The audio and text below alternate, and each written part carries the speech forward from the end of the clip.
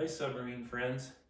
Today I'm going to talk about batteries for your submarine and what kind of batteries to use, etc. So nowadays we have access to lithium phosphate batteries and they're just fantastic. I can't tell you how much I like these things. They're lightweight, which is very important with some submarine designs. Some of us who have very low volume submarines, we can't afford to add a whole bunch of weight in batteries. So anyways, the lithium phosphates are lightweight, which can be beneficial, but not always necessary, of course. So the way it works with my submarine is I have two separate phosphate battery packs, and I have battery pods on this submarine. That's how they built it. So I've removed a bunch of these old AGM batteries from each pod and left the remainder because I need the ballast weight still. So this side here is strictly propulsion. So there's lithium phosphate batteries in here, plus the speed controls, plus the charging system, all in the battery pod. Just keeps it real simple. Then there's a cord inside the submarine. I just run an extension cord over, plug it in, batteries get charged, I walk away, it's fantastic. On that side of the submarine, there's another battery pod, and it has batteries in it, again, lithium phosphate, strictly for life support, lighting, the arm, but no propulsion. And the idea behind that is you need to make sure that you have 72 hours of battery power for your scrubber. For the hotel, it's called, it's hotel use. So I don't want to mix the two up because you're diving along, you're traveling along the bottom of the lake, you don't pay attention to a lot of things.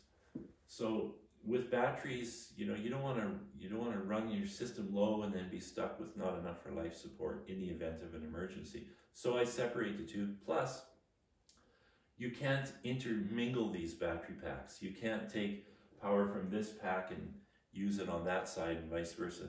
That gets too complicated, and I really like to keep things simple. So another thing that's really nice is you can put the batteries inside the submarine.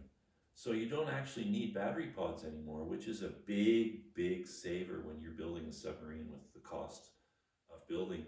And also, we don't need as many batteries as we used to. For instance, I had a Necton submarine that was built in the 70s, and the lighting took 70 amps at 12 volts. This thing takes 10 amps at 12 volts, and I think I have better lighting on this. With LED lights now, it's just so much better. The thrusters, I believe even the thrusters are a lot more efficient in terms of power consumption. So typically, submarine builders are putting in more battery capacity than they actually need.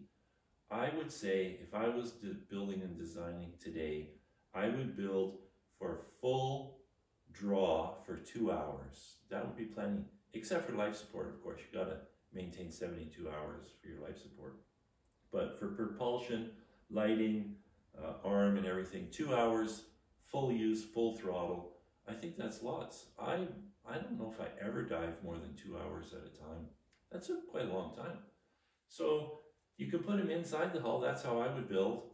And because you don't need so many, there's lots of room. If you have to, just increase the size of increase the volume of the hull to accommodate for the batteries being inside. It's a lot cheaper to add a few inches of hull than to build battery pods. And you'd only need a few inches of extra hull to support the weight of those, if it's an issue. If you're building a submarine with a 36-inch or larger hull diameter, you won't have an issue with weight. It's guys like me who want it to go super deep and we have an extremely heavy hull to handle the depths. That's when weight becomes an issue. Or if you're building a sleek, fast submarine with a 24-inch diameter hull, then you're going to have weight issues. So that's my story on batteries for your new build. Go lithium phosphate. Ciao.